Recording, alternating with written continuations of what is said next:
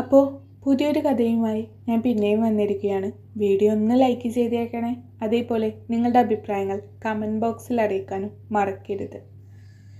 ഇങ്ങനെ 24 മണിക്കൂറും വായിൽ നോക്കിയിരുന്നാൽ താൻ തോറ്റുപോകും പല്ലവി. സഞ്ജയ് ദേഷ്യത്തോടെ പറയവേ പല്ലവി ഒരു നിമിഷം ഞെട്ടിപ്പോയി. ക്ലാസ്സിലുള്ള ബാക്കി കുട്ടികൾ അത്രയും സഞ്ജയ് സാറിൻ്റെ വാക്ക് കേട്ട് അടക്കിച്ചിരിക്കുകയാണ്. പക്ഷെ സഞ്ജയിൻ്റെ മുഖത്തപ്പാടെ ഒരു തരം ദേഷ്യമാണ്. സ്റ്റുപ്പിഡ്, ആർക്കും ഉപകാരമില്ലാത്ത കുറേ എണ്ണം വന്നോളൂ മനുഷ്യൻ്റെ സമയം മെനക്കെടുത്താൻ. കയ്യിലിരുന്ന പേപ്പർ അവൾക്ക് നേരെ എറിഞ്ഞു കൊടുത്തുകൊണ്ട് സഞ്ജയ് തിരികെ ആ കസേരയിലേക്ക് തന്നെ പോയിരുന്നു. പല്ലവിയുടെ കണ്ണുകൾ നിറഞ്ഞു വന്നു. അവൾക്ക് സങ്കടം വന്നു പോയി. സഞ്ജയ് സാർ വലിച്ചെറിഞ്ഞു കൊടുത്ത പേപ്പറിലേക്ക് അവളുടെ കണ്ണുകൾ നീണ്ടു. 100-ൽ 15 മാർക്ക്. അതെ, തോറ്റു. പല്ലവിയുടെ കണ്ണിൽ നിന്നും 2 തുള്ളി കണ്ണുനീർ ആ പേപ്പറിലേക്ക് ഇറ്റു വീണു. എത്ര ദിവസം ഉറക്കൊഴിച്ച് പഠിച്ചതാ, ഒന്നും ഉണ്ടായില്ല. ഒന്നും.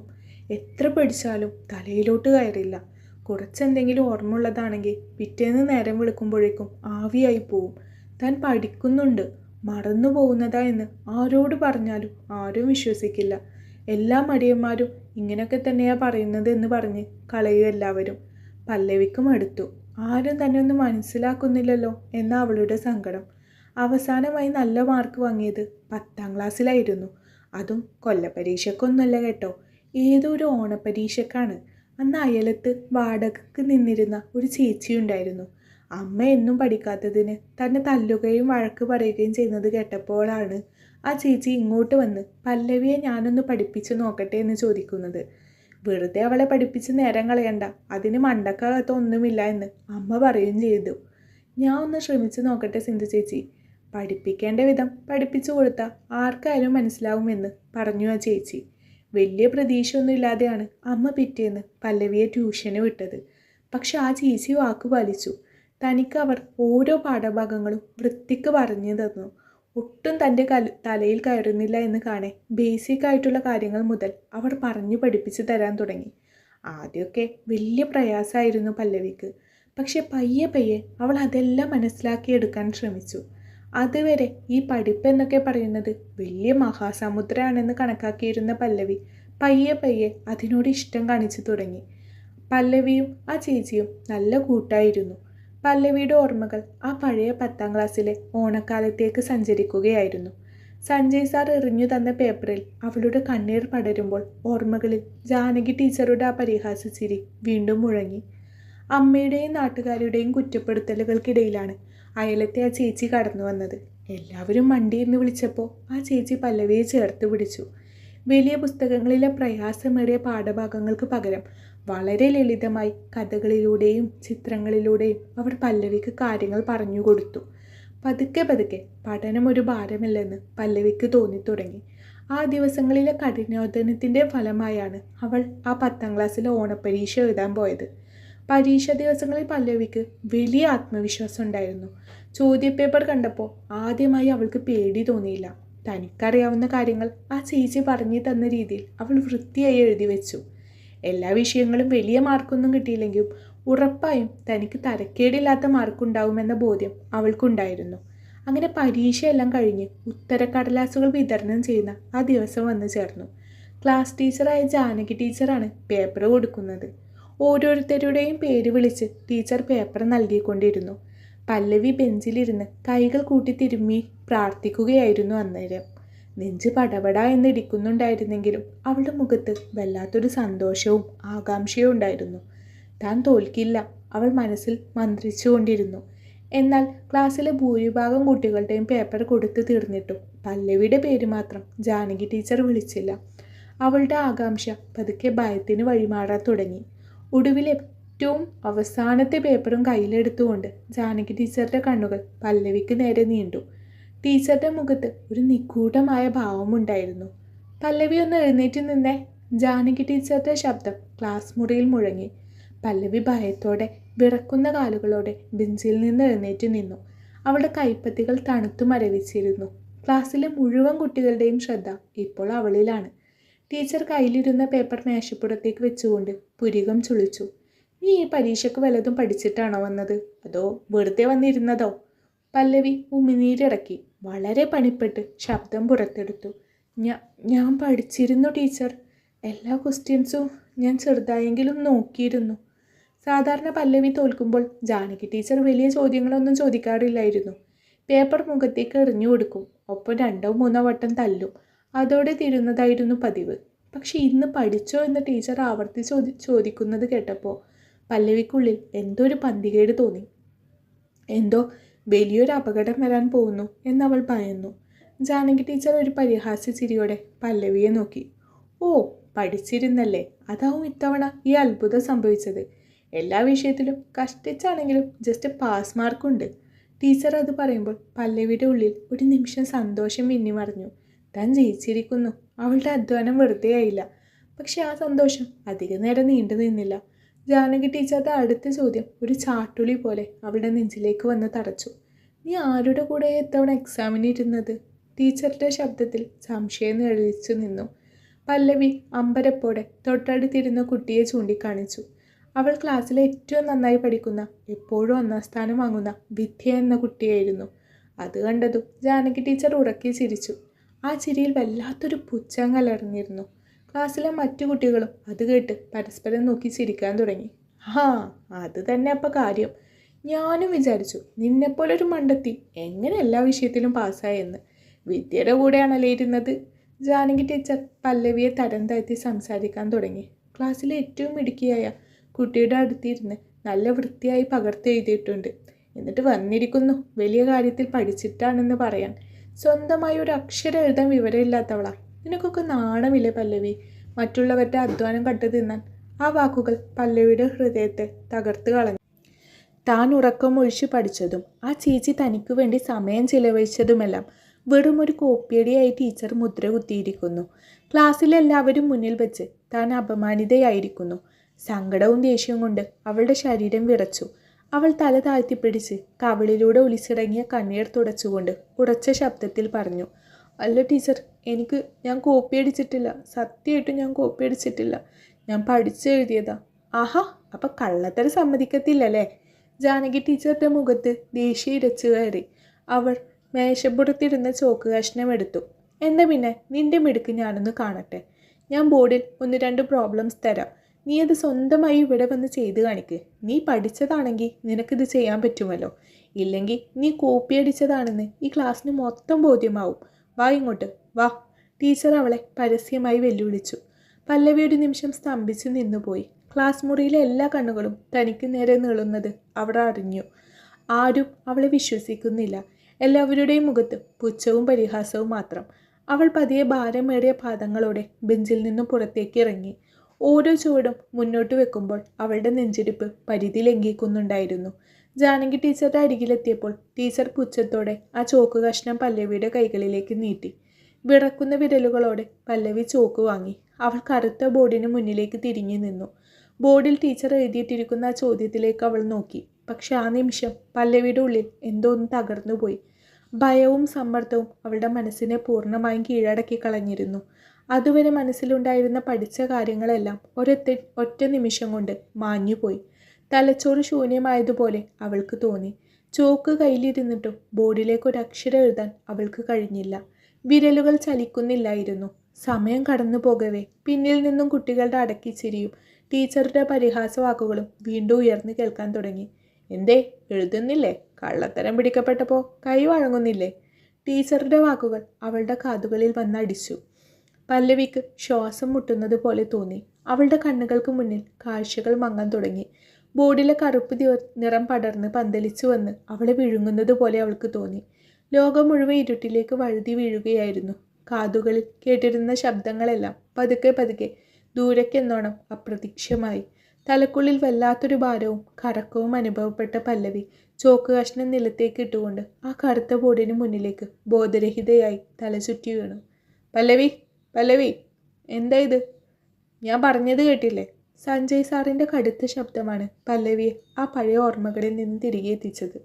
അവൾ ഞെട്ടിപ്പിടഞ്ഞുകൊണ്ട് ചുറ്റും നോക്കി. കയ്യിലിപ്പോഴും 15 മാർക്ക് കിട്ടിയ ആ കോളേജ് പരീക്ഷയുടെ പേപ്പറുണ്ട്. 10ാം ക്ലാസ്സിലെ ഓണപ്പരീക്ഷയ്ക്ക് ശേഷവും തൻ്റെ ജീവിതത്തിൽ ഒന്നും മാറിയിട്ടില്ലെന്ന് അവൾ തിരിച്ചറിഞ്ഞു. അന്നും ഇന്നും താൻ തോറ്റവൾ തന്നെയാണ്. ആരും തന്നെ മനസ്സിലാക്കാനില്ലെന്ന യാഥാർത്ഥ്യം അവളുടെ കണ്ണുകളെ വീണ്ടും ഇറനണിയിച്ചു. കോളേജിലെ അവസാന ബെല്ലിൻ്റെ ശബ്ദം പല്ലവിയുടെ കാതുകളിലേക്ക് തുളച്ചു കയറിയപ്പോൾ മാത്രമാണ് അവൾക്ക് ശ്വാസം നേരെ വീണത്. ക്ലാസ്സിലെ കുട്ടികളെല്ലാം ബാഗും തൂക്കി പരസ്പരം ചിരിച്ചു സംസാരിച്ചും പുറത്തേക്ക് നടന്നു. സഞ്ജയ് സാർ എറിഞ്ഞുകൊടുത്ത കണ്ണീരിൽ കുതിർന്ന ആ 15 മാർക്കിൻ്റെ പേപ്പർ മെല്ലെ മടക്കി ബാഗിൻ്റെ ഏറ്റവും അടിയിലേക്ക് അവൾ തിരികി. ആരോടും ഒന്നും പറയാതെ, ആരുടെയും മുഖത്തേക്ക് നോക്കാതെ അവൾ ക്ലാസ് മുറിയുടെ പടികൾ ഇറങ്ങി. നെഞ്ചിൽ അപ്പോഴും ഒരു കല്ലിരിക്കുന്നത് പോലെ പല്ലവിക്ക് വെറുതെ തോന്നി. എത്ര പഠിച്ചാലും എത്ര കഷ്ടപ്പെട്ടാലും തനിക്ക് മാത്രം എന്താണ് ഇങ്ങനെ? 10ാം ക്ലാസ്സിലെ ആ ദിവസവും ജാനകി ടീച്ചറുടെ പുച്ഛം നിറഞ്ഞ മുഖവും ഇന്നും തന്നെ വേട്ടയാടുകയാണല്ലോ എന്ന് ഓർക്കവേ അവൾക്ക് വീണ്ടും കരച്ചിൽ വന്നു. സൈക്കിൾ സ്റ്റാൻഡിൽ നിന്നും തൻ്റെ സൈക്കിളും ഉരുട്ടി കോളേജ് ഗേറ്റിന് പുറത്തേക്ക് നടക്കുമ്പോൾ പല്ലവിയുടെ മനസ്സ് പൂർണ്ണമായും ശൂന്യമായിരുന്നു. ആകാശത്ത് കാർമേഘങ്ങൾ ഉരുണ്ടുകൂടുന്നുണ്ടായിരുന്നു. അവളുടെ മനസ്സിലെ മൂടൽ മഞ്ഞ് പോലെ തന്നെ. പെഡലിൽ കാലൂന്നി അവൾ സൈക്കിൾ മുന്നോട്ടെടുത്തു. റോഡരികിലെ കാറ്റാടി മരങ്ങൾക്കിടയിലൂടെ വീശിയ തണുത്ത കാറ്റ് അവളുടെ നനഞ്ഞ കവിളുകളെ തൊട്ട് കടന്നുപോയി. വീട്ടിലെത്തിയാൽ അമ്മയുടെ വക ചോദ്യം ചെയ്യലുകൾ വേറെ കാണും. അത്യാവശ്യം സാമ്പത്തിക ശേഷിയുള്ള കൂട്ടത്തിലാണ് പല്ലവിയുടെ കുടുംബം. പല്ലവിയേക്കാൾ 2 വയസ്സ് കൂടുതലാണ് ചേച്ചി പവിത്രക്ക്. പവിത്ര നന്നായി പഠിക്കും കേട്ടോ. ഇപ്പോൾ ആൾ എഞ്ചിനീയറിംഗ് ചെയ്യുകയാണ്. എപ്പോഴും പവിത്രയെ വെച്ചാണ് പല്ലവിയെ എല്ലാവരും താരതമ്യം ചെയ്യുന്നത്. ചേച്ചിയെ പോലെ ഇരിക്കൂ, നടക്കൂ, കിടക്കൂ എല്ലാം കേട്ട് മടുത്തു തുടങ്ങി പല്ലവിക്ക്. നീ മണ്ടൂസേ, വഴി മാറി ഓടിക്കടി, ഇത് നിനക്ക് മാത്രമുള്ളതല്ല ഈ റോഡ്. പെട്ടെന്നാണ് പരിചിതമായ ഉച്ചത്തിലുള്ള വിളി പിന്നിൽ നിന്നും പല്ലവി കേട്ടത്. പല്ലവി ഞെട്ടിത്തിരിഞ്ഞു നോക്കിയെങ്കിലും വന്നതാരാണെന്ന് അവൾക്ക് കൃത്യമായി മനസ്സിലായി. യദു. അവളുടെ അയൽക്കാരനാണ് യദു. പല്ലവിയേക്കാൾ 4-5 വയസ്സ് മൂത്തതാണ് യദു. പക്ഷെ പല്ലവിക്ക് അവനെ ഇഷ്ടമല്ല. തരം കിട്ടിയ ചെറുക്കൻ വെറുതെ ചൊറിഞ്ഞുകൊണ്ടിരിക്കും. അവളുടെ മൂഡ് കളയാൻ കൃത്യസമയത്ത് തന്നെ അവൻ അവതരിച്ചിട്ടുണ്ട്. തൻ്റെ സൈക്കിൾ വേഗത്തിൽ ചവിട്ടി അവൻ പല്ലവിയുടെ ഒപ്പമെത്തി. എന്താടോ പല്ലവി തമ്പുരാട്ടി, മുഖത്തൊരു ഐശ്വര്യക്കേട്? ഇന്ന് സ്പെഷ്യൽ തല്ലു വല്ലതും കിട്ടിയോ? അവൻ അവളുടെ സൈക്കിളിൻ്റെ ഹാൻഡിൽ ചെറുതായി ഒന്ന് തട്ടിക്കൊണ്ട് ചോദിച്ചു. നീ ഒന്ന് പോയി തരാമോ യദു? എനിക്ക് നിന്റെ ചൊറിച്ചിൽ കേൾക്കാൻ ഇപ്പോൾ ഒട്ടും സമയമില്ല. പല്ലവി മുഖം തിരിച്ച് സൈക്കിൾ കുറച്ചുകൂടെ വേഗത്തിൽ ചവിട്ടാൻ തുടങ്ങി. ഓഹോ, അപ്പം സംഗതി സത്യമാണ്. മുഖം കണ്ടപ്പോഴേ എനിക്ക് തോന്നി ഇന്ന് 100-ൽ 20 മാർക്ക് പോലും തികച്ചു കിട്ടിയിട്ടില്ലെന്ന്. യദു വിടാൻ ഭാവമില്ലായിരുന്നു. അവൻ പല്ലവിയുടെ സൈക്കിളിൻ്റെ വേഗതക്കൊപ്പം തൻ്റെ സൈക്കിളും നിയന്ത്രിച്ച് നിർത്തി. പല്ലവി ഒന്നും മിണ്ടിയില്ല. അവളുടെ കണ്ണുകൾ വീണ്ടും നിറയാൻ തുടങ്ങി. യദു എപ്പോഴും ഇങ്ങനെയാണ്. അവളെ കാണുമ്പോൾ മുതൽ ചൊറിഞ്ഞുകൊണ്ടേയിരിക്കും. അവളുടെ ഈ മറവി രോഗവും എത്ര പഠിച്ചാലും പരീക്ഷാ ഹാളിൽ എത്തുമ്പോൾ ഭയം കാരണം എല്ലാം മറന്നു പോകുന്ന അവസ്ഥയും ചെറുപ്പം മുതലേ ഏറ്റവും നന്നായി അറിയാവുന്നത് ഒരാൾ യദുവിനാണ്. മറ്റുള്ളവർ അവളെ വിവരമില്ലാത്തവൾ എന്ന് മുദ്ര കുത്തുമ്പോൾ അവളുടെ മനസ്സിലെ ആ പരിഭ്രമം മാത്രമാണ് പ്രശ്നമെന്ന് അവൻ മനസ്സിലാക്കിയിരുന്നു. പക്ഷെ അവളോട് അത് പറയുമ്പോൾ അവൾ യദുവിനെ കേൾക്കാൻ കൂടെ നിൽക്കില്ല. ഡി, ഇന്നും മാർക്ക് കുറഞ്ഞോ? മുഖം ഒരു കൊട്ടക്കുണ്ടല്ലോ. കുറഞ്ഞു. പല്ലവി പതിയെ മൂളി. ഡി, ഞാനൊരു കാര്യം ചോദിച്ചാൽ നീ സത്യം പറയുമോ?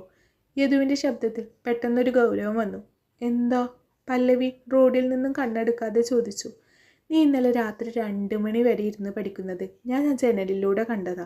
എന്നിട്ടും നിനക്ക് മാർക്ക് കുറഞ്ഞെങ്കിൽ ഒന്നെങ്കിൽ നിന്റെ തലയിൽ ചിപ്പ് മാറ്റി വെക്കണം, അല്ലെങ്കിൽ ആ സഞ്ജയ് സാറിൻ്റെ കണ്ണട മാറ്റി കൊടുക്കണം. നീ ശരിക്കും എന്താടി പരീക്ഷാളിൽ ഒപ്പിച്ചു വെക്കുന്നത്? യദുവിൻ്റെ ചോദ്യം പല്ലവിയുടെ ഉള്ളിലെ സങ്കടത്തിൻ്റെ അണക്കെട്ട് തകർത്ത് കളഞ്ഞു. അവൾ പെട്ടെന്ന് സൈക്കിൾ റോഡരികിലേക്ക് ഒതുക്കി നിർത്തി. അവൾക്കൊപ്പം യദുവും സൈക്കിൾ ഒതുക്കി.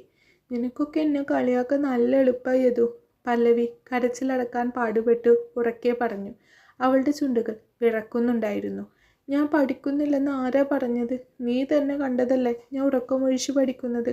പക്ഷേ ആ ക്ലാസ് മുറിയിൽ കയറി ആ ചോദ്യപേപ്പർ കൈ കിട്ടുമ്പോൾ സാറുമാർ വന്ന് മുന്നിൽ നിന്ന് ദേഷ്യപ്പെടുമ്പോൾ എനിക്കൊന്നും ഓർമ്മ വരുന്നില്ല. തലച്ചോറ് മൊത്തം ബ്ലാങ്കായി പോവുകയാ. ഞാൻ എന്ത് ചെയ്യാനാ? അന്ന് 10ാം ക്ലാസ്സിൽ ഇതേപോലെ ജാനകി ടീച്ചർ എന്നെ എല്ലാവരുടെയും മുന്നിൽ വെച്ച് കള്ളി എന്ന് വിളിച്ചപ്പോൾ ഞാൻ ബോധം കെട്ട് വീണതാ. ഇന്ന് സഞ്ജയ് സാർ എല്ലാവരുടെയും മുന്നിൽ വെച്ച് എന്നെ നാണം കെടുത്തി. എനിക്ക് മടുത്തു ഈ പഠിത്തവും ജീവിതവും ഒക്കെ. പല്ലവി പൊട്ടിക്കരഞ്ഞു. കണ്ണീർ തുള്ളികൾ അവളുടെ കവിളിലൂടെ ഒലിച്ചിറങ്ങി നിലത്തേക്ക് വീണു. ഏതൊരു നിമിഷം തരിച്ചുപോയി. അവൻ അവളുടെ മുഖത്തേക്ക് തന്നെ നോക്കി. എപ്പോഴും തൻ്റെ കളിയാക്കലുകൾക്ക് തിരിച്ച് തല്ലാൻ വരുന്ന പല്ലവിയുടെ ഈ തകർന്ന അവസ്ഥ അവൻ ആദ്യമായിട്ടാണ് കാണുന്നത്. അവളുടെ മനസ്സ് എത്രത്തോളം മുറിപ്പെട്ടിട്ടുണ്ടെന്ന് അവന് മനസ്സിലായി. അവൻ്റെ മുഖത്തെ ആ കുസൃതിച്ചിരി എങ്ങോ മാഞ്ഞുപോയി. അവൻ സൈക്കിളിൽ നിന്ന് ഇറങ്ങി അവളുടെ മുന്നിലേക്ക് വന്ന് നിന്നു. എന്നിട്ട് അവളുടെ തോളിൽ ചെറുതായി തട്ടി. എടി പൊട്ടി, നീ ഒന്ന് നിർത്തുന്നുണ്ടോ ഈ കരച്ചിൽ? നീ കരയുന്നത് കണ്ടാൽ തോന്നും ലോകാവസാനമായെന്ന്. ഈ മാർക്ക് കുറഞ്ഞതാണോ നിന്റെ വലിയ പരാജയം? യദുവിൻ്റെ ശബ്ദത്തിൽ പതിവ് കളിയാക്കലിന് പകരം വല്ലാത്തൊരു കരുതലുണ്ടായിരുന്നു. ആ ജാനകി ടീച്ചറും സഞ്ജയ് സാറും ഒക്കെ പറയുന്നതാണോ നിന്റെ വില? നിനക്ക് കാര്യങ്ങൾ ഓർത്തെടുക്കാൻ കുറച്ച് സമയമെടുക്കും. അതൊരു കുറ്റാണോ? മറ്റുള്ളവരെ പോലെ മനപ്പാഠം പഠിച്ച് തത്ത പറയുന്ന പോലെ എഴുതി വെക്കാൻ നിനക്ക് കഴിയില്ലായിരിക്കും. പക്ഷെ നിനക്ക് മനസ്സിലാക്കിയ കാര്യങ്ങൾ സ്വന്തം ശൈലിയിൽ എഴുതാൻ നിനക്കറിയാം. അതിന് നിനക്ക് കുറച്ച് ആത്മവിശ്വാസം കുറവുണ്ട്. ഈ പേടിയും വെച്ച് പരീക്ഷ എഴുതാൻ പോയാൽ പിന്നെ എങ്ങനെയാ? പല്ലവി കണ്ണീർ തുടച്ചുകൊണ്ട് അമ്പരപ്പോടെ യദുവിനെ നോക്കി. തനിക്ക് വേണ്ടി സംസാരിക്കുന്ന, തന്നെ ഒന്ന് ആശ്വസിപ്പിക്കുന്ന യദുവിനെ അവൾ ആദ്യമായിട്ടാണ് കാണുന്നത്. നീ നീ എന്നെ കളിയാക്കുകയല്ലല്ലോ? പല്ലവി സംശയത്തോടെ ചോദിച്ചു. പിന്നെ എനിക്ക് വേറെ പണിയില്ലല്ലോ നിന്നെ കളിയാക്കാൻ. ഇടി പല്ലവി, നീ മണ്ടിയൊന്നുമല്ലടി. നിന്റെ ഈ പേടിയുണ്ടല്ലോ, അതാണ് നിന്റെ ശത്രു. അത് മാറ്റാതെ നീ എത്ര നേരം ഇരുന്ന് പഠിച്ചിട്ടും കാര്യമില്ല. യദു തൻ്റെ ബാഗിൽ നിന്നും ഒരു ഡയറിയും പേനയും എടുത്തു. അവൻ ഡിഗ്രിക്ക് പല്ലവിയുടെ അതേ സബ്ജക്റ്റായിരുന്നു. അന്ന് എഴുതി കൂട്ടിയ നോട്ടുകളാണ്. എന്തോ അത് അവനൊന്നും കളഞ്ഞിരുന്നില്ല. ദാ ഇത് പിടിക്ക്. ഇതിനകത്ത് ഇമ്പോർട്ടൻ്റ് ടോപ്പിക്സൊക്കെ സിമ്പിളായിട്ട് എഴുതിയിട്ടുണ്ട്. കഥ പോലെ വായിച്ചു നോക്കിയാൽ മതി. അമ്മ വഴക്ക് പറയുമെന്നോ സാറുമാർ ചീത്ത വിളിക്കുമെന്നോ ഓർത്ത് പേടിക്കണ്ട. നീ നിനക്ക് വേണ്ടി മാത്രം പഠിക്ക്, ബാക്കി നമുക്ക് നോക്കാന്നേ. അവൻ ആ ഡയറി പല്ലവിയുടെ സൈക്കിൾ കൊട്ടയിലേക്ക് ഇട്ടുകൊടുത്തു. എന്നിട്ട് വീണ്ടും ആ പഴയ കുസൃതിച്ചിരി മുഖത്ത് വരുത്തിക്കൊണ്ട് തൻ്റെ സൈക്കിളിലേക്ക് കയറി. പിന്നെ ഒരു കാര്യം കേട്ടോ പല്ലവി തമ്പുരാട്ടി, നീ കരയുമ്പോൾ നിന്നെ കാണാൻ ഒരു കുരങ്ങൻ ലുക്കുണ്ട്. അതുകൊണ്ട് ഇനി മേല എൻ്റെ മുന്നിലിരുന്ന് മോങ്ങരുത്. എനിക്ക് ചിരി വരും കേട്ടോ. Okay bye. അത്രയും പറഞ്ഞ് പല്ലവിക്ക് തിരിച്ച് ചീത്ത വിളിക്കാൻ പോലും സമയം കൊടുക്കാതെ യദു തൻ്റെ സൈക്കിൾ വേഗത്തിൽ ചവിട്ടി മുന്നോട്ട് പോയി. അവൻ പോകുന്നത് നോക്കി പല്ലവി ഒരു നിമിഷം നിന്നു. അവളുടെ ചുണ്ടിൽ സങ്കടത്തിനിടയിലും ഒരു ചെറിയ ചിരി വിരിഞ്ഞു. അവൻ്റെ ഡയറിയിലേക്ക് നോക്കിയപ്പോൾ പല്ലവിക്കുള്ളിൽ എവിടെയോ ഒരു പുതിയ പ്രതീക്ഷ തോന്നി തുടങ്ങി. അവൾ കണ്ണീർ തുടച്ച് യദുവിന് പിന്നാലെ വീട്ടിലേക്ക് തിരിച്ചു. പല്ലവി സൈക്കിൾ ചവിട്ടി വീടിൻ്റെ ഗേറ്റ് കടക്കുമ്പോൾ ഉമ്മറത്ത് തന്നെ അമ്മയുണ്ടായിരുന്നു. മുഖത്ത് പതിവുള്ള ഗൗരവം കണ്ടപ്പോൾ തന്നെ പല്ലവിയുടെ ഉള്ളിലൊരു മിന്നൽ പാഞ്ഞു. സൈക്കിൾ സ്റ്റാൻഡിലേക്ക് ചാരി വെച്ച് ബാഗും തോളിലിട്ട് അവൾ അകത്തേക്ക് നടക്കാൻ ആഞ്ഞതും അമ്മയുടെ ശബ്ദമുയർന്നു. പല്ലവി നിൽക്ക്. എന്തായി ഇന്ന്? പേപ്പർ കിട്ടിയോ? നിന്റെ സഞ്ജയ് സാറ് കാലത്ത് ഈ വഴി പോയപ്പോൾ ഞാൻ ചോദിച്ചിരുന്നു. പേപ്പർ ഇന്നും നാളെയും ഒക്കെ ആയി കൊടുക്കുമെന്ന് പറഞ്ഞു. നിനക്ക് എത്ര കിട്ടി? അമ്മയുടെ ചോദ്യം കേട്ട് പല്ലവി ഉമിനീരിറക്കി നിന്നു. കയ്യിലിരുന്ന ബാഗിലെ വള്ളികളിൽ അവളുടെ വിരലുകൾ അമർന്നു. അത് അമ്മേ. പല്ലവി വാക്കുകൾക്കായി തപ്പി. എന്ത്? തോറ്റൂലേ? നിന്റെ ആ വിക്കലിൽ തന്നെയുണ്ട് നിന്റെ ഉത്തരം. 100 വട്ടം ഞാൻ പറഞ്ഞിട്ടുണ്ട് പവിത്രയെ കണ്ടുപിടിക്കാൻ. അവൾക്ക് ഈ ആഴ്ച വെച്ച എഞ്ചിനീയറിങ്ങിൻ്റെ മോഡൽ എക്സാമിനെല്ലാം സബ്ജക്റ്റിനും 80-ന് മുകളിലാണ് മാർക്ക്. കോളേജിൽ 1ാം സ്ഥാനത്ത് എൻ്റെ മോൾ. അവളുടെ കൂടെ ഒരു വയറ്റിൽ ജനിച്ചവളായി നിൽക്കുന്നത്. 24 മണിക്കൂറും പുസ്തകം തുറന്നു വെച്ചിരിക്കും. എന്നിട്ട് വാങ്ങിക്കുന്നത് വട്ടപൂജ്യവും. സുജാത പുച്ഛത്തോടെ പറഞ്ഞു. അപ്പോഴേക്കും അകത്തെ മുറിയിൽ നിന്നും പവിത്ര ഇറങ്ങി വന്നു. പല്ലവിയുടെ അതേ മുഖച്ഛായ ആണെങ്കിലും പവിത്രയുടെ മുഖത്ത് എപ്പോഴുമുള്ള ഒരു തരം അഹങ്കാരം അവളെ വ്യത്യസ്തമാക്കിയിരുന്നു. അമ്മ വെറുതെ എന്തിനാ ടെൻഷൻ അടിക്കുന്നത്? പവിത്ര ലാപ്ടോപ്പ് മേശപ്പുറത്ത് വെച്ചുകൊണ്ട് പല്ലവിയെ ഒന്ന് നോക്കി. അവൾക്ക് അതിനുള്ള വിവരമേ ഉള്ളൂ എന്ന് അമ്മയ്ക്ക് ഇതുവരെ മനസ്സിലായില്ലേ? നമ്മൾ എത്ര ലക്ഷം രൂപ കൊടുത്ത് കോളേജിൽ ചേർത്താലും മണ്ടക്കകത്ത് കളിമണ്ണാണെങ്കിൽ എന്ത് ചെയ്യാനാ? എൻ്റെ പ്രൊജക്റ്റിൻ്റെ ഇടയിൽ വന്ന് ഇങ്ങനെ ഒച്ച വെക്കല്ലേ അമ്മേ, എനിക്ക് കോൺസെൻട്രേഷൻ പോവും. അതാ ഞാൻ പറഞ്ഞത് പവിത്ര, നിന്നെപ്പോലെ ആകാൻ ഇവൾക്ക് ഈ ജന്മത്ത് പറ്റില്ല. സുജാത പല്ലവിക്ക് നേരെ തിരിഞ്ഞു. ഇവളെ കൊണ്ട് ഈ കുടുംബത്തിന് ഒരു ഉപകാരവുമില്ല, പഠിപ്പുമില്ല, ഒന്നിനും ഒരു വെടുപ്പുമില്ല. നീയൊക്കെ എന്തിനാ ജീവിച്ചിരിക്കുന്നത് എന്ന് എനിക്ക് മനസ്സിലാവുന്നില്ല പല്ലവി. അമ്മയുടെ അവസാനത്തെ വാക്കുകൾ പല്ലവിയുടെ നെഞ്ചിൽ ഒരു ആണി തറക്കുന്നത് പോലെയാണ് അനുഭവപ്പെട്ടത്. സ്വന്തം അമ്മയാണ് തന്നെ ജീവിക്കാൻ കൊള്ളാത്തവൾ എന്ന് മുദ്ര കുത്തുന്നത്. പല്ലവി ഒന്നും മിണ്ടിയില്ല. അവളുടെ കണ്ണുകളിൽ നിന്നും കണ്ണീർ കവളിലൂടെ ഒലിച്ചിറങ്ങി. അവൾ ബാഗ് മുറുക്കി പിടിച്ച് തൻ്റെ മുറിയിലേക്ക് ഓടി കതകടച്ച് കുറ്റിയിട്ടു. കട്ടിലിലേക്ക് വീണ് അവൾ കൈകൾ കൊണ്ട് മുഖം പൊത്തി കരഞ്ഞു. വീട്ടിൽ അത്യാവശ്യം സാമ്പത്തിക ശേഷിയൊക്കെ ഉള്ളതുകൊണ്ട് പണത്തിൻ്റെ ബുദ്ധിമുട്ടുകളൊന്നും പല്ലവി അറിഞ്ഞിട്ടില്ല. പക്ഷേ ഈ വലിയ വീട്ടിൽ പവിത്രക്ക് കിട്ടുന്ന സ്നേഹത്തിൻ്റെയോ പരിഗണനയുടെയോ ഒരു ശതമാനം പോലും പല്ലവിക്ക് കിട്ടിയിരുന്നില്ല. പവിത്ര എന്ത് ചെയ്താലും അത് വലുത്. പല്ലവി എത്ര കഷ്ടപ്പെട്ടാലും പഠിച്ചാലും അതിന് പുല്ലുവില. ഈ താരതമ്യം ചെയ്യൽ കേട്ട് അവളുടെ മനസ്സ് മടുത്തു തുടങ്ങിയിരുന്നു. അന്ന് രാത്രി പല്ലവിക്ക് ഒട്ടും ഉറങ്ങാൻ കഴിഞ്ഞില്ല. അമ്മയുടെയും പവിത്രയുടെയും വാക്കുകൾ അവളുടെ കാതുകളിൽ ആഞ്ഞടിച്ചുകൊണ്ടിരുന്നു. കരഞ്ഞു കലങ്ങിയ കണ്ണുകളോടെ അവൾ യദു തന്ന ആ പഴയ ഡയറി തുറന്നു വെച്ചു. അവൻ വളരെ എളുപ്പത്തിൽ ചെറിയ കഥകളും ഷോർട്ട് ഫോമും ഒക്കെയായി എഴുതി വെച്ച നോട്ടുകളിലേക്ക് നോക്കിയപ്പോൾ പല്ലവിയുടെ ഉള്ളിൽ എവിടെയോ ഒരു ചെറിയ വെളിച്ചം മിന്നി. അവൾ മെല്ലെ ആ പേജുകൾ വായിക്കാൻ തുടങ്ങി. മനസ്സിൽ എന്തൊക്കെയോ കാര്യങ്ങൾ പതിയെ ഉറക്കുന്നത് പോലെ അവൾക്ക് തോന്നി. പിറ്റേന്ന് രാവിലെ പുതിയൊരു പല്ലവി കോളേജിലേക്ക് ഇറങ്ങാൻ ഉമ്മറത്തേക്ക് വന്നു. ബാഗും തോളിലിട്ട് അവൾ മുറ്റത്തേക്ക് ഇറങ്ങിയപ്പോഴാണ് ഗേറ്റിന് പുറത്ത് ഒരു പുതിയ കാർ വന്ന് നിന്നത്. അത് സഞ്ജയ് സാറിൻ്റെ കാറായിരുന്നു. 1 വർഷം മുമ്പാണ് സഞ്ജയ് സാറും കുടുംബവും പല്ലവിയുടെ വീടിൻ്റെ തൊട്ടടുത്ത് താമസം തുടങ്ങിയത്. കോളേജിൽ ഭയങ്കര ഗൗരവക്കാരനായ പ്രൊഫസറാണെങ്കിലും പല്ലവിയുടെ ഉള്ളിൽ സഞ്ജയ് സാറിനോട് ഒരു പ്രത്യേക ഇഷ്ടം തോന്നി തുടങ്ങിയത് മാസങ്ങളായിരുന്നു. ആരെയും കുസാത്ത അയാളുടെ ഗാംഭീര്യവും പെരുമാറ്റവും ഒക്കെ പല്ലവിയെ എപ്പോഴൊക്കെയോ ആകർഷിച്ചിരുന്നു. പക്ഷേ സഞ്ജയ്ക്ക് അവളോടുള്ളത് പുച്ഛം മാത്രമാണ്. അത് ഇന്നലെ ക്ലാസ്സിൽ വെച്ച് അയാൾ തെളിയിക്കുകയും ചെയ്തു. ഫോർമൽ ഷർട്ടും ബ്ലാക്ക് പാൻറ്റും ഇട്ട് സഞ്ജയ് പുറത്തേക്കിറങ്ങി. അവൻ്റെ കയ്യിൽ കോളേജ് ഫയലുകൾ ഉണ്ടായിരുന്നു. അതേസമയം തന്നെ പല്ലവിയുടെ വീടിൻ്റെ വാതിൽ തുറന്ന് പവിത്രയും പുറത്തേക്ക് വന്നു. വളരെ ഭംഗിയായി അണിഞ്ഞൊരുങ്ങിയിരിക്കുകയായിരുന്നു പവിത്രയുടെ ആ വരവ്. Hello Sanjay sir, good morning. Pavithra നടന്നു ചെന്ന് വളരെ ആത്മവിശ്വാസത്തോടെ മനോഹരമായ ഒരു പുഞ്ചിരിയോടെ അയാളെ സംബോധനം ചെയ്തു.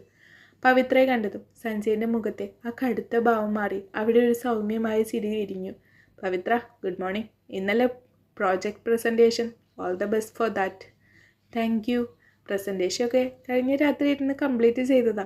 പവിത്ര അല്പം അഹങ്കാരത്തോടെ തല ഉയർത്തി പറഞ്ഞു. Pavithra, I know you are extremely talented and brilliant. Sanjay അവളെ പ്രശംസിച്ചുകൊണ്ട് പറഞ്ഞു.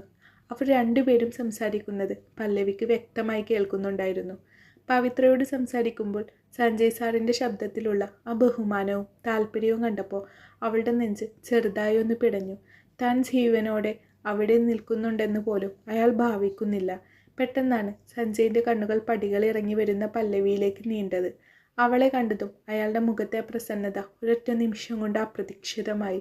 പകരം ആ ദേഷ്യവും പരിഹാസവും തിരിച്ചെത്തി. ഓ മാഡം, ഇവിടെ ഉണ്ടായിരുന്നോ? സഞ്ജയ് പല്ലവിയെ ഒന്ന് നോക്കി ചോദിച്ചു. ഇന്നലത്തെ ആ 15 മാർക്കിൻ്റെ ഷോക്കിൽ നിന്ന് ഇതുവരെ മാറിയില്ലേ? അതോ ഇന്ന് നടക്കാനിരിക്കുന്ന പരീക്ഷയിലും 0 വാങ്ങി റെക്കോർഡ് ഇടാൻ പോവുകയാണോ? പവിത്ര അത് കേട്ട് ഉറക്കെ ചിരിച്ചു. അവളോട് ചോദിച്ചിട്ട് കാര്യമില്ല സാർ. ഇന്നലെ രാത്രി ഞാൻ പ്രൊജക്റ്റ് ചെയ്യുമ്പോൾ ഇവൾ മുറി അടച്ചിരുന്ന് മൂങ്ങുകയായിരുന്നു. പേപ്പർ കിട്ടുമ്പോൾ കരയുക, വീട്ടിൽ വന്ന് കിടന്നുറങ്ങുക, ഇതാണ് അവളുടെ സ്ഥിരം കലാപരിപാടി.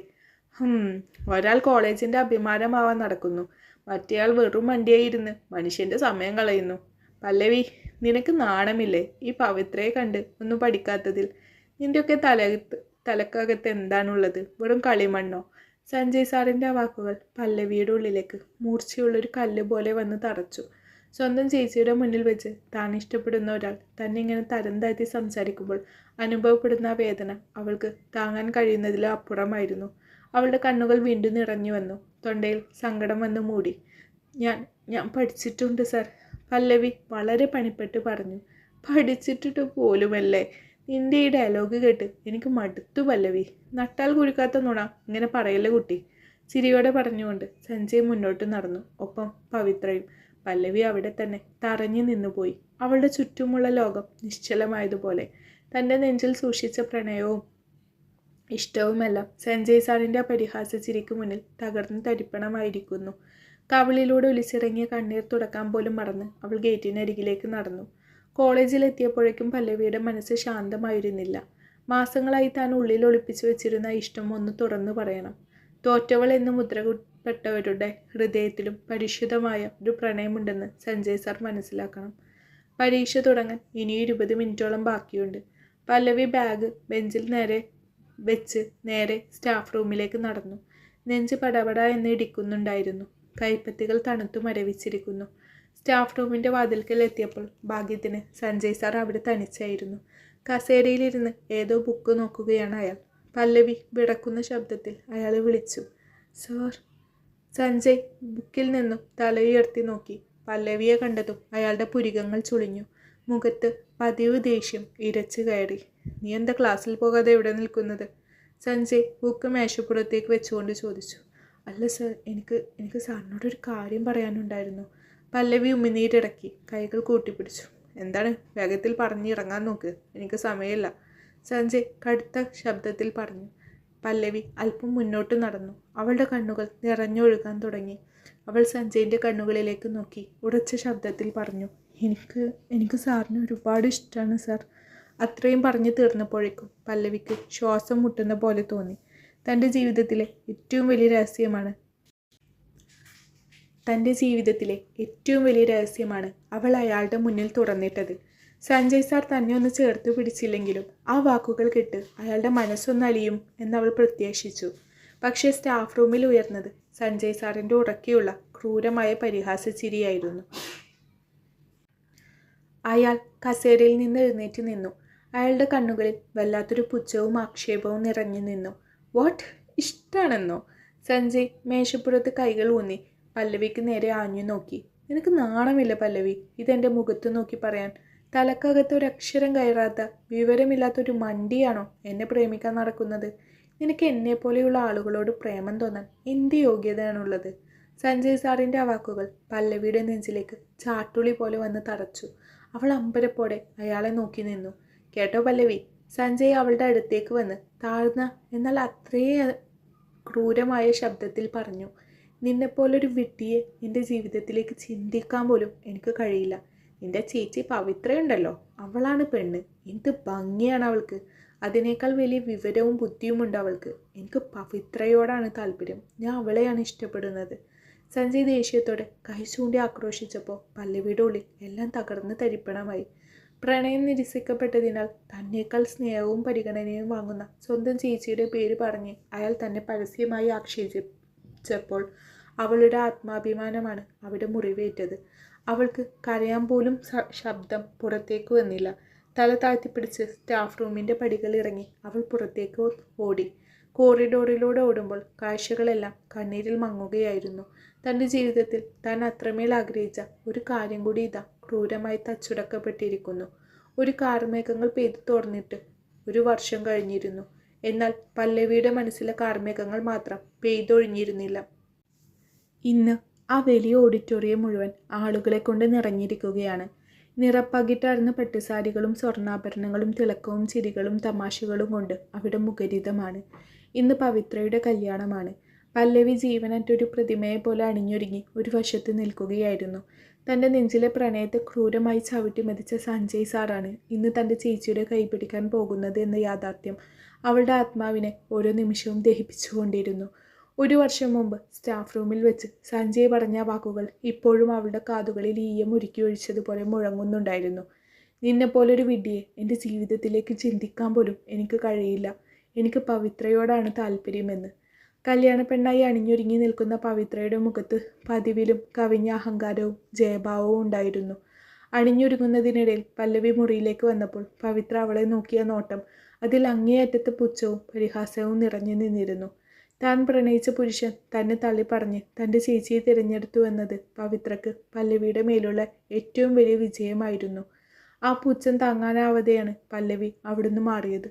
മുഹൂർത്ത സമയം അടുക്കാറായപ്പോൾ എല്ലാവരും ഓഡിറ്റോറിയത്തിലേക്ക്, പ്രധാന ഹാളിലേക്ക്, മണ്ഡപത്തിന് മുന്നിലേക്ക് തിരക്കിട്ട് നീങ്ങി. അമ്മ സുജാതയും ബന്ധുക്കളും പവിത്രയെ ആനയിച്ച് മണ്ഡപത്തിലേക്ക് കൊണ്ടുപോയി. ആ തിരക്കിനിടയിൽ, ആ കോലാഹലങ്ങൾക്കിടയിൽ പല്ലവി എവിടെയെന്നോ അവൾക്ക് എന്തു പറ്റിയെന്നോ അന്വേഷിക്കാൻ ആർക്കും സമയമുണ്ടായിരുന്നില്ല. ജനിച്ച നാൾ മുതൽ ഈ കുടുംബത്തിൽ താൻ ഒരു അധികപ്പറ്റാണെന്ന ബോധ്യം പല്ലവിയിൽ ഒരിക്കൽ കൂടി ഉറപ്പിച്ചുപോയി. അവൾ പതുക്കെ ആൾക്കൂട്ടത്തിൽ നിന്നും പിൻവലിഞ്ഞു. ഭാരമേറിയ പാദങ്ങളോടെ ഓഡിറ്റോറിയത്തിൻ്റെ വിജനമായ ഒരു ചെറിയ വിശ്രമമുറിയിലേക്ക് അവൾ കയറി. കതകടച്ച് അവൾ ഇരുട്ടിൽ തനിച്ചിരുന്നു. കണ്ണീർ ഒഴുക്കാൻ പോലും കഴിയാത്ത വിധം അവളുടെ ഹൃദയം ഒരു മരക്കട്ട പോലെ നിശ്ചലമായിരുന്നു.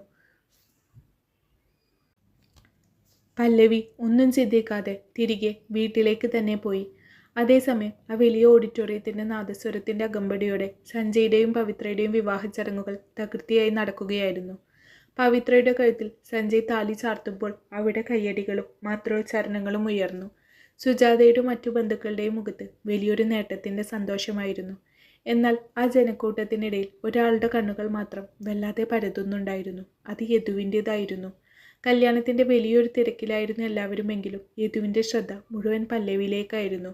കുറച്ചു സമയമായി അവൾ മണ്ഡപത്തിൻ്റെ പരിസരത്തെങ്ങുമില്ലെന്ന് അവന് മനസ്സിലായി. ഹാളിലും പുറത്തുമല്ല അവൻ നോക്കിയെങ്കിലും പല്ലവിയെ ഒരിടത്തും കണ്ടില്ല. എല്ലാവരും കല്യാണത്തിൻ്റെ ആഹ്ലാദത്തിൽ മുഴുകിയിരിക്കുമ്പോൾ പല്ലവിയുടെ ഉള്ളിലെ സങ്കടം അറിയാവുന്ന ഒരേ ഒരാൾ യദു മാത്രമായിരുന്നു. പെട്ടെന്നാണ് യദുവിൻ്റെ ഉള്ളിൽ വല്ലാത്തൊരു അസ്വസ്ഥത പുകയാൻ തുടങ്ങിയത്. നെഞ്ചിരിപ്പ് കൂടുന്നത് പോലെ അവന് തോന്നി. എന്തോ വലിയ അപകടം നടക്കാൻ പോകുന്നു എന്നൊരു ഉൾവിളി അവനിലുണ്ടായി. ഓഡിറ്റോറിയത്തിൽ ആ കോലാഹലങ്ങൾക്കിടയിൽ നിൽക്കാൻ അവന് കഴിഞ്ഞില്ല. ആരോടും ഒന്നും പറയാതെ അവൻ വേഗത്തിൽ ഓഡിറ്റോറിയത്തിന് പുറത്തേക്ക് ഓടി. പാർക്കിങ്ങിൽ കിടന്ന തൻ്റെ ബൈക്കിലേക്ക് അവൻ കയറി. അവൻ ബൈക്ക് പല്ലവിയുടെ വീടിന് നേരെ തിരിച്ചു. എന്തോ ഒരു അദൃശ്യ ശക്തി അവനെ അങ്ങോട്ട് നയിക്കുകയായിരുന്നു. നിമിഷങ്ങൾക്കകം യദു പല്ലവിയുടെ വീട്ടുപടിക്കൽ ബൈക്ക് നിർത്തി. വീട് വിജനമായിരുന്നു. എല്ലാവരും കല്യാണ മണ്ഡപത്തിലാണ്. അവൻ ഉമ്മറത്തേക്ക് ഓടിക്കയറി വാതിലിൽ ശക്തിയായി മുട്ടി. പല്ലവി, പല്ലവി, വാതിൽ തുറക്ക്, അവൻ ഉറക്കെ വിളിച്ചു പറഞ്ഞു. പക്ഷെ ഉള്ളിൽ നിന്നും യാതൊരു പ്രതികരണവും ഉണ്ടായിരുന്നില്ല. വല്ലാത്തൊരു നിശബ്ദത ആ വീടിനെ വിഴുങ്ങിയിരുന്നു. യദുവിൻ്റെ അസ്വസ്ഥത അതിൻ്റെ പരിധി ലംഘിച്ചു. അവൻ വേഗത്തിൽ വീടിന് ചുറ്റുമോടി പല്ലവിയുടെ മുറിയുടെ ജനലിനരികിലെത്തി. ജനൽപ്പാളികൾ ചെറുതായി ചാടിയിട്ടേ ഉണ്ടായിരുന്നുള്ളൂ അന്നേരം. അവൻ കൈകൊണ്ട് ജനൽ വലിച്ചു തുറന്നു. അകത്തെ കാഴ്ച കണ്ട യദുവിൻ്റെ ചോര മരവിച്ചു പോയി. കാതുകളിൽ ഒരു വലിയ ഇടിമിന്നൽ വെട്ടിയതുപോലെ അവൻ സ്തംഭിച്ചു നിന്നു. മുറിക്കുള്ളിൽ ഫാനിൽ കെട്ടിയ സാരിത്തുമ്പിൽ കഴുത്തു മുറുക്കാൻ തയ്യാറെടുത്ത് സ്റ്റൂളിൽ കയറി നിൽക്കുകയാണ് പല്ലവി. അവളുടെ കണ്ണുകൾ അടഞ്ഞിരുന്നു. മുഖത്ത് മരണത്തിൻ്റെ ശാന്തത പടർന്നിരുന്നു. പല്ലവി, യദു ഉറക്കെ വിളിച്ചു. ആ ശബ്ദം കേട്ട് പല്ലവി ഞെട്ടി കണ്ണു തുറന്നു. ജനലിലൂടെ ഭയന്നു വിറച്ചു നിൽക്കുന്ന യദുവിനെ അവൾ കണ്ടു. പക്ഷെ അവളുടെ തീരുമാനത്തിൽ മാറ്റമില്ലായിരുന്നു. അവൾ അവനെ നോക്കി ഒരു പുഞ്ചിരി സമ്മാനിച്ചു. അവൾ സ്റ്റൂളിൽ നിന്നും കാൽ തെറ്റിക്കാൻ ആഞ്ഞ നിമിഷം യദു ഒരൊറ്റ കുതിപ്പിന് വാതിൽ ചവിട്ടി തുറന്ന് അകത്തേക്ക് കയറി. ഒരു കൊടുങ്കാറ്റെന്നോണം അവൻ പല്ലവിയുടെ അടുത്തേക്ക് പാഞ്ഞു കയറി. അവൾ കാൽ തെറ്റിയ നിമിഷം തന്നെ യദു ഒരൊറ്റ കുതിപ്പിന് പല്ലവിയെ വായുവിൽ താങ്ങിപ്പിടിച്ചു. അവളെ ആ സാരിത്തുമ്പിൽ നിന്നും വേർപ്പെടുത്തി അവൻ മെല്ലെ നിലത്തേക്ക് കിടത്തി. അവളുടെ കഴുത്തിലെ തുണി അവൻ വേഗത്തിൽ അഴിച്ചു മാറ്റി. പല്ലവി, പല്ലവി, കണ്ണു തുറക്കടി. യദുവിൻ്റെ ശബ്ദം വിറക്കുന്നുണ്ടായിരുന്നു. അവൻ അവളുടെ മുഖത്ത് തട്ടി കരച്ചിലോടെ വിളിച്ചു. പല്ലവി പതുക്കെ കണ്ണുകൾ തുറന്നു. ശ്വാസമെടുക്കാൻ പാടുപെട്ടുകൊണ്ട് അവൾ യദുവിനെ നോക്കി. താൻ ഇപ്പോഴും ജീവനോടെ ഉണ്ടെന്ന യാഥാർത്ഥ്യം അവൾക്ക് ഉൾക്കൊള്ളാൻ കഴിഞ്ഞില്ല. ഇതെന്ത് അബദ്ധാണ് പല്ലവി നീ കാണിച്ചു വെച്ചത്? ഭ്രാന്തുണ്ട് നിനക്ക്. യദു അവളെ കഠിനമായി ശാസിക്കാൻ തുടങ്ങി. അവൻ്റെ കണ്ണുകളിൽ വല്ലാത്തൊരു ഭയവും പരിഭ്രമവും നിറഞ്ഞു വന്നു. അത്രയും നേരം ഉള്ളിൽ അടക്കി പിടിച്ചിരുന്ന സങ്കടവും ദേഷ്യവും പല്ലവിയിൽ ഒരു അഗ്നിപർവ്വതമായി പൊട്ടിത്തെറിച്ചു. അതെ, എനിക്ക് ഭ്രാന്താണ്, എനിക്ക് വിവരമില്ല, ഞാൻ മണ്ടിയാണ്. എന്നെ ഇവിടെ ആർക്കെങ്കിലും വേണോ യദു? ജനിച്ചപ്പോൾ മുതൽ എൻ്റെ സ്വന്തം അമ്മയ്ക്ക് എന്നെ വേണ്ട, അച്ഛന് വേണ്ട, എൻ്റെ ചേച്ചിക്ക് വേണ്ട, ആർക്കും ഒന്നിനും കൊള്ളാത്തവളാണ് ഞാൻ എന്നെല്ലാവരും എന്നെ പറഞ്ഞു പഠിപ്പിച്ചു. പിന്നെ ഞാൻ എന്തിനാണ് ജീവിച്ചിരിക്കുന്നത്? ആർക്ക് വേണ്ടിയാണ് ഞാൻ ജീവിക്കേണ്ടത്? പല്ലവി പൊട്ടിക്കരഞ്ഞു. അവളുടെ ശരീരം ആകെ വിറക്കുന്നുണ്ടായിരുന്നു. പല്ലവിയുടെ ആ വാക്കുകൾ കേട്ട നിമിഷം യദുവിൻ്റെ ഉള്ളിലെ നിയന്ത്രണം പൂർണ്ണമായി നഷ്ടപ്പെട്ടു. അവൻ പല്ലവിയുടെ തോളുകളിൽ പിടിച്ച് അവളെ തനിക്ക് നേരെ തിരിച്ചു നിർത്തി. അവൻ്റെ കണ്ണുകൾ നിറഞ്ഞ കവിളിലൂടെ കണ്ണുനീർ ഒഴുകുന്നുണ്ടായിരുന്നു.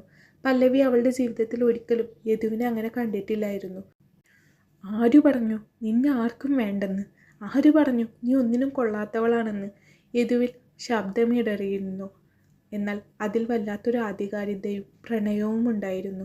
ഈ ലോകത്തെ എല്ലാവരും നിന്നെ തള്ളി പറഞ്ഞാലും നിൻ്റെ അമ്മയും ചേച്ചിയും നിന്നെ വെറുത്താലും എനിക്ക് വേണം നിന്നെ പല്ലവി.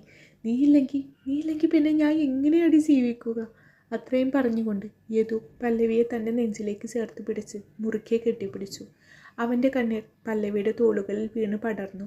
പല്ലവി ഒരു നിമിഷം തരിച്ചുപോയി. തനിക്ക് ചുറ്റും നടക്കുന്നത് എന്താണെന്ന് മനസ്സിലാവാതെ അവൾ സ്തബ്ധയായി നിന്നു. എപ്പോഴും തന്നെ കളിയാക്കാനും ചൊറിയാനും മാത്രം നടന്നിരുന്ന യദു തൻ്റെ എല്ലാ കുറവുകളെയും അറിഞ്ഞിട്ടും തൻ്റെ ജീവനായി കൊണ്ടു നടന്നത് അവനായിരുന്നു എന്ന യാഥാർത്ഥ്യം അവൾ തിരിച്ചറിയുകയായിരുന്നു. ചെറുപ്പം മുതൽ താൻ വീഴുമ്പോഴൊക്കെ താങ്ങാൻ ഓടിയെത്തിയിരുന്നതും മറ്റുള്ളവർ മണ്ടിയെന്ന് വിളിച്ച് മാറ്റി നിർത്തിയപ്പോൾ തനിക്ക് നോട്ടുകൾ തന്ന് പഠിക്കാൻ പ്രേരിപ്പിച്ചതും യദുവായിരുന്നു.